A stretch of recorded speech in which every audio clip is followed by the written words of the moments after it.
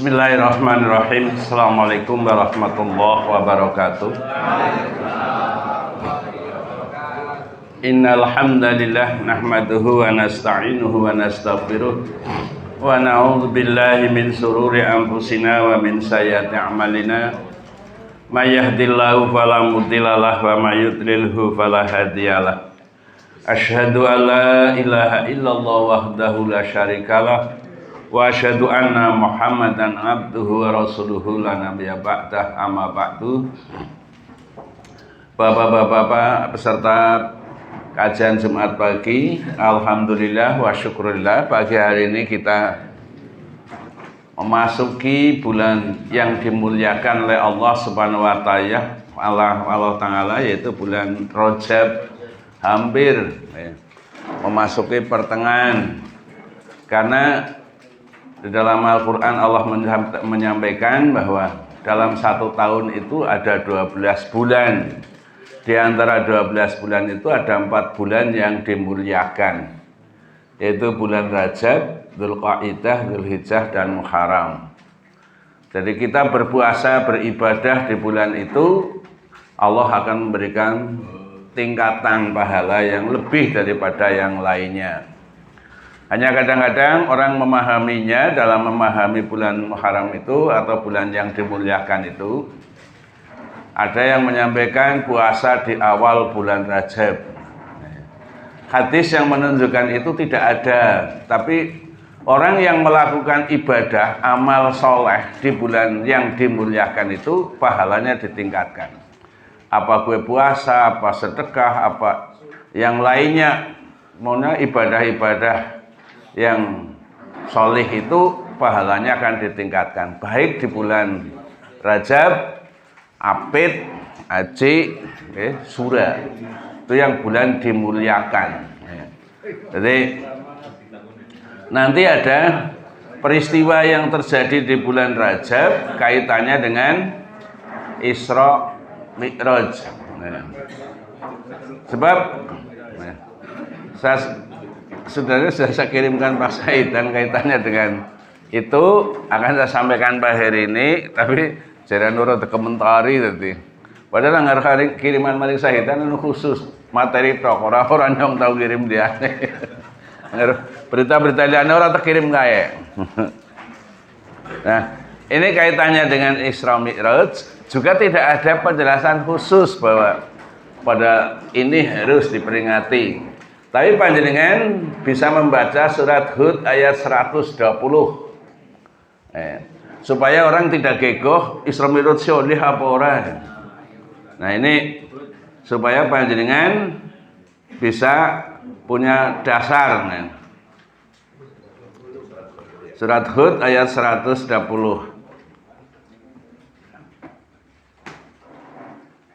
Di sana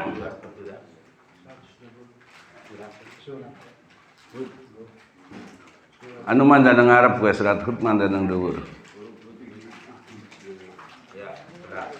Wa kullan naqussu 'alaika min amba'ir rusul man nuthabbitu bihi fu'adaka wa ja'aka fi hadzal haq wa mau'izatan wa dzikran lil mu'minin. Ini ayat secara umum. Dan semua kisah rasul-rasul kami ceritakan kepadamu Muhammad, agar dengan kisah-kisah itu kami teguhkan hatimu, dan di dalamnya telah diberikan kepadamu segala kebenaran, nasihat, dan peringatan bagi orang-orang yang beriman. Jadi kita bisa belajar karena terjadinya peristiwa itu, tujuannya apa? Yang pertama di situ sebutkan untuk meneguhkan, agar dengan kisah itu kami teguhkan hatimu, yakin bahwa peristiwa Isra Mi'raj itu pernah terjadi, karena dasarnya surat Isra ayat pertama. Subhanakalladzi asra bi'abdihi lailan minal masjidil haram ilal masjidil aqsa. Maha suci Allah yang telah memperjalankan hambanya di waktu malam dari Masjidil Haram ke Masjidil Aqsa. Yang perlu dipahami bahwa peristiwa yang terjadi itu adalah peristiwa luar biasa. perjalanan seorang hamba, seorang manusia dari Masjidil Haram ke Masjidil Aqsa sampai ke Sidratul Muntaha, waktunya hanya sangat singkat. Dan pagi hari sudah sampai ke Masjidil Haram. Dan perlu dipahami, pada waktu terjadi Isra Mi'raj itu, Rasulullah bukan di masjid, tapi berada di rumahnya Ummu Hani, istrinya. Tapi dalam Al-Quran disebutkan Asra bin abdihi lailam minal masjidil haram ilal masjidil aqsa. Diperjalankan. Asra itu berjalan di waktu malam, berjalan di waktu siang beda artinya. Itu bahasa Arab itu begitu. Allah memperjalankan hambanya di waktu malam dari Masjidil Haram ke Masjidil Aqsa. Kenapa di situ padahal di rumah bukan di masjid? Inilah yang oleh Imam Bukhari atau Imam Muslim, orang yang berada di kisaran kota Masjidil Haram itu yang jaraknya berapa meter itu dari arah Masjidil Haram itu ke barat, ke utara, ke selatan, kisaran itu namanya Masjidil Haram. Jadi anak wong kaji orang maring Masjidil Haram tapi sholatnya di masjid di lingkungan Masjidil Haram, pahalanya sama dengan dasar Asra bin abdihi lailam minal Masjidil Haram ilal Masjidil Aqsa. Allah memperjalankan hambanya dari Masjidil Haram, padahal Rasulullah waktu itu bukan sedang di masjid tapi sedang di rumah istrinya. Tapi disebutkan minal masjid. Lah inilah yang mencakup dari kisaran daerah Arab itu 7 kilo. 7 kilo ke utara, ke selatan, ke barat 14 kilo itu. Jauh, radiusnya seperti itu. Sehingga Imam Bukhari pernah membuat rumah, benarnya dia di luar garis, di luar garis batas kota haram. Imam Bukhari buatnya rumah, buatnya masjid di dalam. Jadi nyabrang batas tok supaya masuk dalam wilayah kota haram. Nah, kalau kota haram itu kota yang dimuliakan, nah bulan Muharram juga bulan yang dimuliakan. Itu kaitannya seperti itu. Orang yang bertakwa ini tidak akan kaitannya dengan kepemimpinan Rasulullah SAW, adalah sumbernya sidik, amanah, tabligh, fatonah. Jadi seorang muslim untuk menjadi orang yang baik itu standar parameternya itu sidik, fatonah, sidik, amanah, tabligh, fatonah. Siji wonge jujur. Maksudnya nggak orang Islam jujur, negara Indonesia itu makmur luar biasa. Karena dia tidak melekat sifat Rasulullah yang menjadi pemimpin dunia terbaik, maka apa yang kita dambakan jauh dari kenyataan karena tidak memiliki sifat sidik, kejujuran. Yang kedua adalah amanah, bisa dipercaya. Seorang pemimpin mengaku dirinya, aku juga orang jahat, tapi masih terukur kejahatannya. Nah, iya, orang jahat tapi kejahatannya masih terukur. Angger dibanding kae ya si akeh kae kayak carane. Nyong ya jahat, nyong ya nakal apa dibanding kae ya si akeh kae. Dadi nyong ya tenggun. Tapi semending karo akeh yang namanya keburukan itu tetap buruk. Amanah bisa dipercaya. Tabligh itu menyampaikan secara jujur, jelas, gamblang. Dengan ngomong apa baik bisa dipertanggungjawabkan. Sebab tabligh itu sekarang kata-kata balagho, artinya menyampaikan. Sampai tabligh itu tukang nyampekna. Kayak bulan panjenengan ngaji hari ini, saya kadang-kadang melas kalau orang-orang yang sudah mengaku dirinya muslim tapi urung gelem salat. Nah, padahal syarat Allah memerintahkan surat Ali Imran ayat 102 itu, ya ayyuhalladzina amanu ittaqullaha haqqa tuqatih wa la tamutunna illa wa antum muslimun. Itu adalah kalimat sempurna. Wahai orang-orang yang bertakwa kepada Allah, takwalah kamu, orang beriman bertakwalah kepada Allah. Sesungguhnya orang yang apa? Disebutkan bahwa Janganlah sekali-kali mati kecuali di dalam Islam. Yang namanya Islam itu yang pertama antasyhada alla ilaha illallah wa anna muhammadar rasulullah. Dengan bersahadat angara asyhadu alla ilaha illallah wa asyhadu anna muhammadar rasulullah. Tapi anggar la ilaha illallah muhammadur rasulullah. Jadi aja pada sebab kudu ngerti kedudukannya. Anggar la ilaha illallah muhammadur rasulullah. Tapi yang asyhadu alla ilaha illallah wa asyhadu anna muhammadar rasulullah. Kenapa Muhammadar? Di situ ada harfu ana. Huruf ana di depannya. Maka dia tugasnya tansibul isma wa tarfa'ul khobar, menasabkan bengil terus merafakan khobar sehingga supaya panjenengan ngerti ora keliru. Apa keliru tadi salah secara pengertian orang salah, tapi secara huruf susunan kalimatnya menjadi keliru. Angger keliru mengko terjemahannya dadi adoh. Maka panjenengan harus berhati-hati. Orang Islam pertama adalah antasyhada alla ilallah wa anna muhammadar rasulullah. Harus. Maka setiap non muslim masuk Islam harus bersahadat. Termasuk orang mau nikah supaya nikahnya sesuai dengan tuntunan Islam, untuk memperbarui cara penggunaan ini ngomong untuk memperbarui syahadatnya kita bersahadat. Orang kata ngeli maca syahadat pengantinnya orang ngerti karepe. Iya, ngetut buri tok. Wong tak deleng nasi, wong ngerti karepe karo orang kuwi beda niate, ngotot mandan. Sebab dia peristiwa hukum. Tapi yang ngetut buri pengurus netok apa maneh sik nganggo masker, mikuk-mikuk lagi. Ora metu suarane. Nah, inilah yang harus dipahami. Wa iqamis shalah. Syarat muslim syahadat salat. Yang dimaksud salat sini adalah salat 5 waktu. Salat 5 waktu itu kewajiban mutlak bagi seorang muslim. Adapun caranya angger sing sehat normal kami ngadeg paling bagus salat wajib berjamaah. Wis sonana tandinge. Jadi angger kalian panjenengan wong waras sehat seneng salat ora jamaah wis bahaya. Wis mulai minggir-minggir kowe maring cara karongi ya ngal ya. Nah, karongi ya ngal khimah wa qaulal khimah. Kayak wong adol apa angon wedhus tapi di pinggir tanaman nggih. Wis minggir-minggir membahayakan. Dari panggonan jelinguk ya wedhusnya mangan tanduran. Nah, yang ketiga wa itaiz zakah.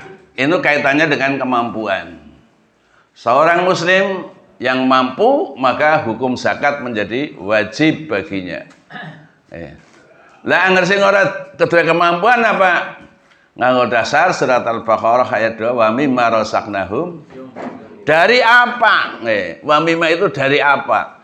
Apa saja yang diberikan kepadamu rezeki dari Allah harus ada. Yumfikun mabni majul kudu ana sing ditokna nggo sedekah. Apa gue sedekah itu tidak harus meluas ke sana kemari sesuai dengan kemampuannya. Dengan awet duit maring bojone sedekah. Ngempane anak maring bojo dijaluki duit nang sing baten ngomahi. Duit. Wis potongan ge wong ora gelem sedekah. Apa maning wong liya maring bojone kaya gue. Seorang muslim hidupnya harus harmonis karena yang diikuti adalah aturan agama. Kepada keluarganya, kepada orang tuanya, lebih-lebih laki-laki. Laki-laki itu, wong lanang, kue mutlak miliki bapak biyunge. Bapak biyunge tekan mari nggone Rika. Jaluk duit apa 500 ngomongnya utang orang nyaur ora dosa. Sebab hak milik anak laki-laki itu adalah miliknya orang tuanya. Beda karo wong wadon. Wong wadon wis ditampani saya terima nikah dan kawinnya dadi duweke sing lanang. Mulane ana cerita bapaknya ninggal sebab sing lanang lagi lunga wis ngomong kok aja lunga-lunga ngera kurung bali. Tiga bari bapaknya mriyang nyong ora teng nganah tak dongakna bae wong aku wis domongi sing lanang angger sing lanang kurung bali ora kenal lunga-lunga. Bareng bali maning dikabari maning kita wis mati. Jan kok kudu maring anak. Aku wis dipeseni nang kagunge bojone angger sing kakung urung bali ora lunga-lunga. Wong sedesa jengkel kabeh ngarani wong ora lumrah. Ana wong tekan maring Kanjeng Nabi takon, "Wong kaya kowe kepriwe?" Bapane mlebu swarga gara-gara duwe anak sing soleh. Beda karo penilaiane wong kene, Mbok. Kurang ajar kowe. Ini karena menegakkan kebenaran, ketone secara akal bertentangan, tapi dia patuhnya itu hanya kepada Allah. Ya ngerti cara mengenai orang lumrah ngerti kan ngerti. Tapi kadang-kadang wong sing warawiri tilik malah ora nyenengna maring sing ditiliki. Ini membahayakan. Kayak sergap ngene soten nyung soten apa-apa digawani. Bahaya banget orang yang seperti itu. Iya. Nah, ini yang harus kita pahami bahwa sidik, amanah, tablik, ya, suka menyampaikan. Apa berita yang bagus sampaikan. Tapi ingat yang tidak baik tidak usah disampaikan. Kita teringat kepada apa yang pernah disampaikan oleh Nabi Yakub. Ya. Tatkala Yusuf hilang tegawa dulure, ya, cemplung nang sumur. Ngomongnya pangan serigala. Bapaknya wis ngerti, kia ngerti tak kanung lombo ditakoni anakku tambah adoh ling lombo. Iya, ngono wong lombo ditakoni banjur tambah akeh oleh takon tambah adoh ling lombo. Rika atas ngendi, tes ngaji padahal orang ngendi.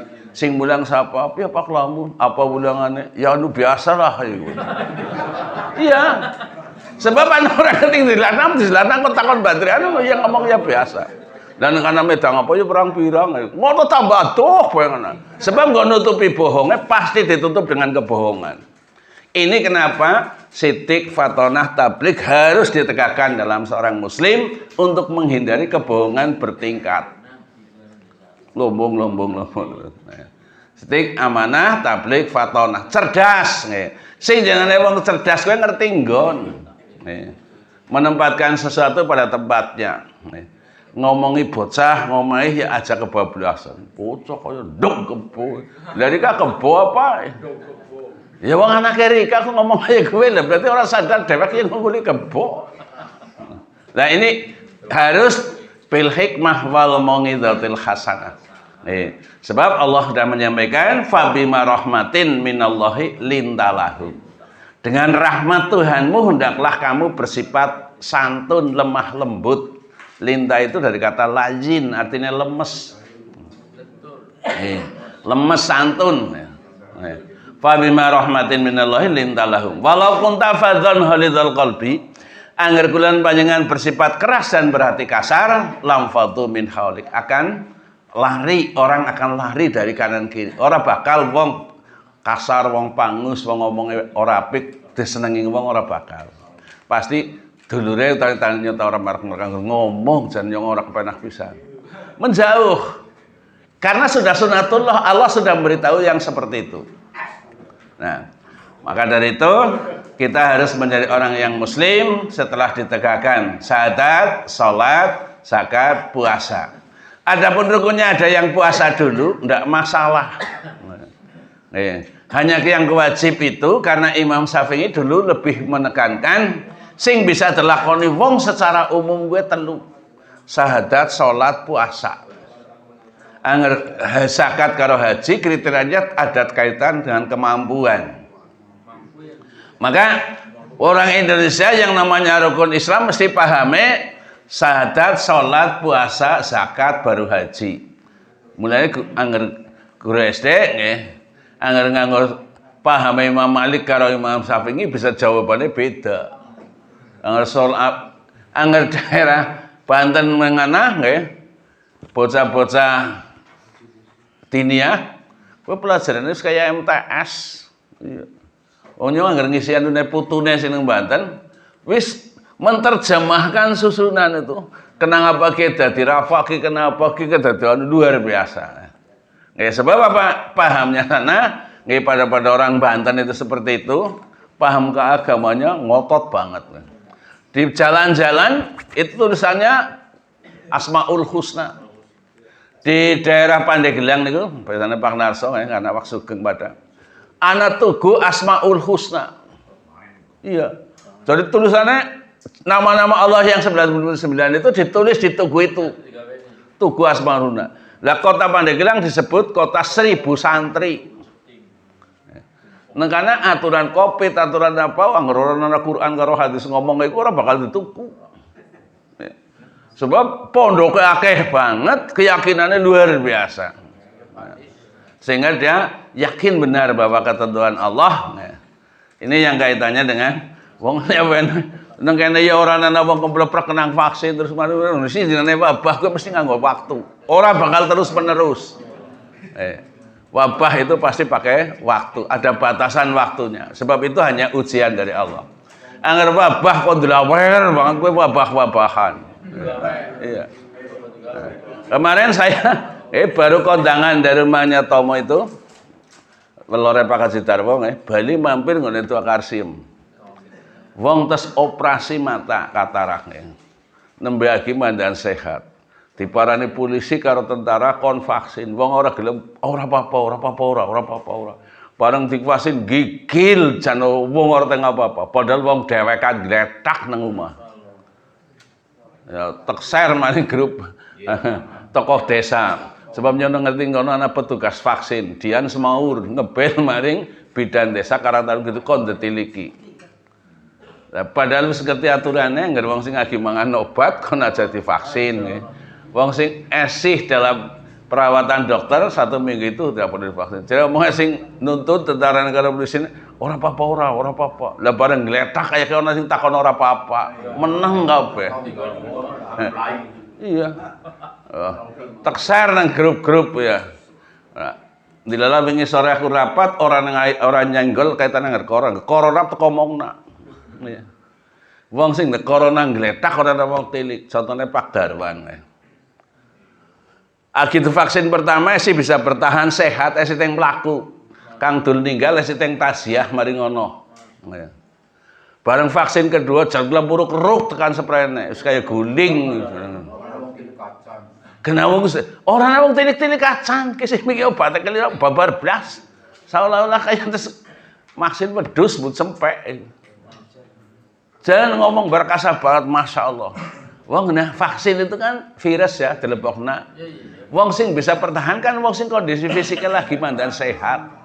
Nah wong dewek mempertahankan fisiknya ora sehat, ditambahi virus.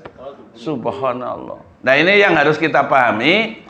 Jangan coba-coba kaitannya dengan umur. Yang selanjutnya setelah zakat, kaitannya panjenengan melaksanakan firman Allah surat Tobat ayat 60. Itu zakat dibagi. Itu ada 8 golongan. Lah karena itu dibagi mestinya ada barangnya. Barangnya diambil dari mana? Surat Tobat ayat 103. Khudz min anwalihim shadaqatan. Khudz itu fi'il amar. Artinya ambillah. Wong zakat niku ora mesti kudu dijujukna, diparani oleh. Khudz ambillah min anwalihim dari harta-harta mereka orang-orang yang kaya. Shadaqatan untuk sedekah. Zakat itu namanya sedekah. Shadaqah. Tutahhiruhum 103. 103 khudz min anwalihim 103. Surat Tobat ayat 103. Khudz min anwalihim shadaqatan. Ambillah dari harta mereka untuk sedekah atau zakat. Tutahhiruhum, nggo bersih wong sing duwe zakat, duwe harta. Wa tuzakkihim biha, nggo bersih dunya sing dimiliki. Zakat itu berfungsi 2. Wong sing duwe mbok ana kekeliruan kesalahan dalam memperoleh harta dibersihkan dengan dikeluarkannya. Wa tutahhiruhum wa tuzakkihim biha, untuk membersihkan orang yang wa tuzakkihim, karena yang dibersihkan itu harta, maka menggunakan kata zakat. Artinya tumbuh, berkembang dan bersih.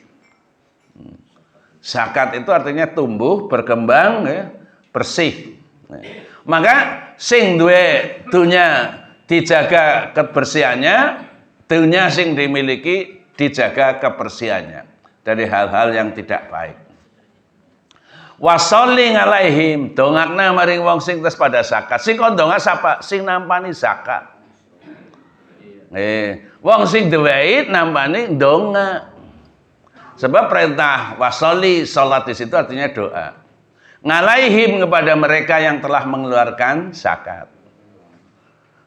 Wasoli alaihim inna salataka satemene dongamu sakanul lahum memberikan kedamaian, ketenangan maring wong sing pada zakat. Begitu panjenengan mulane secara kayib gemien anggaran zakat fitrah nggih.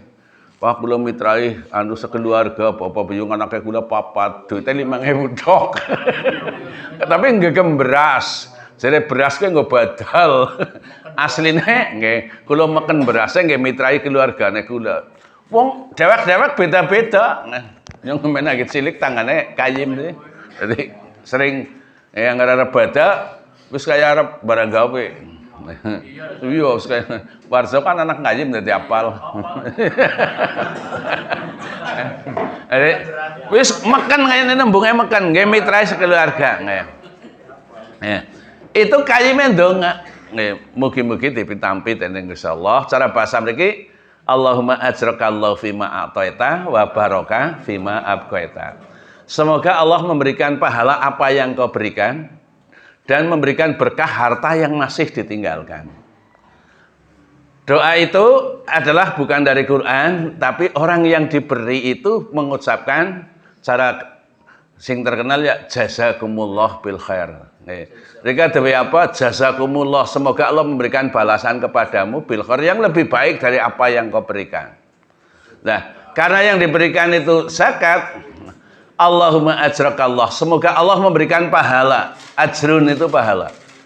Kepadamu, Allah memberikan pahala kepadamu. Wa baraka fima abqaita, semoga memberikan berkah harta yang masih kau tinggalkan, yang masih ada di rumah, moga-moga berkah. Ini orang yang mengeluarkan zakat ditambani dengan membaca doa. Karena ini perintah Allah, doanya insya Allah dikabulkan. Wong sing terzakat tenang, ora kerasa kelangan, hartane terjaga. Harta terjaga itu tidak mesti harus duit anjing terus umeh ditambah keliling, urung mesti. Sebab yang terjaga itu yang menjaga malaikat. Ini kaitannya dengan keyakinan kita kepada Allah bahwa zakat itu tidak akan membuat sengsara, tapi akan membuat ketenangan bagi orang yang memiliki harta yang hartanya telah dikeluarkan zakatnya. Inna sholataka sakanun lahum. Ini ketenangan, doamu itu akan memberikan ketenangan kepada mereka. Setelah zakat baru menunaikan ibadah haji. Karena itu rukun Islam yang kenapa tingkatannya zakat dulu tidak haji dulu? Karena haji itu ya kudu duwe dunya, kudu sehat. Nek zakat orang sehat, zakat bae ora apa-apa malah marekna mriyang. Mriyangnya dadi mari. Sebab apa? Rasulullah sering menyampaikan as-shadaqatu lidafnil bala. Sedekah kuwi nggo nolak belai. Dadi anggar kula panjenengan jenengan yang harus sedekah apa? Sedekah tidak harus berupa materi. Jenengan liwat teng dalan ana watu gedhe ki anggar maduk bocah bahaya dilihna. Cara bahasa itu imatatul adza ngani torik, nyingkirna sesuatu yang bisa menimbulkan sakit dari jalan, tinggirna. Itu sudah sedekah. Wah, gue termasuk an-ngaful iman. Wong sing imane paling standar rendah itu gelem kaya gue. Lah sing anak kaya gue malah dipasang babar blas ora nyantel imane. Anu nang pinggir dilangene iki men mukono wong liwat ketabrak. Nah, ini. Sehingga setelah panjenengan memahami wong Islam, syarat Islam itu standar. Sing kudu wajib kuwi telu. Syahadat, salat, puasa. Lah ngger puasa ora tayang ngasih urip. Nyong wis ora tayang sebab penyakitan. Nah, bayar fidyah. Itu namanya solusi. Rukhsah, kemurahan. Salat ae kowe iki maring Jakarta nggih. Mangkate bar maghrib ki ngisa mbok ngendi? Wah, ngisa disit sisan gawe. Iya, jamak nggih. Jamak kuwi dikumpulna nang wektune maghrib. Qosor disingkat. Sing teko jamak dikosor ya sing arep dilakoni tok. Engko nang dalan tenang rika turu betul nganah. Nah, salat subuh ora ana jamake. Dhewekan kudu ngadeg dhewek. Nek liyane bisa digabung. Zuhur karo ngasar, maghrib karo ngisa, subuh ora kudu dhewekan. Sebab inna Qur'anal fajri kana mashuda. Bacaan Quran di waktu subuh itu disaksikan oleh 2 malaikat.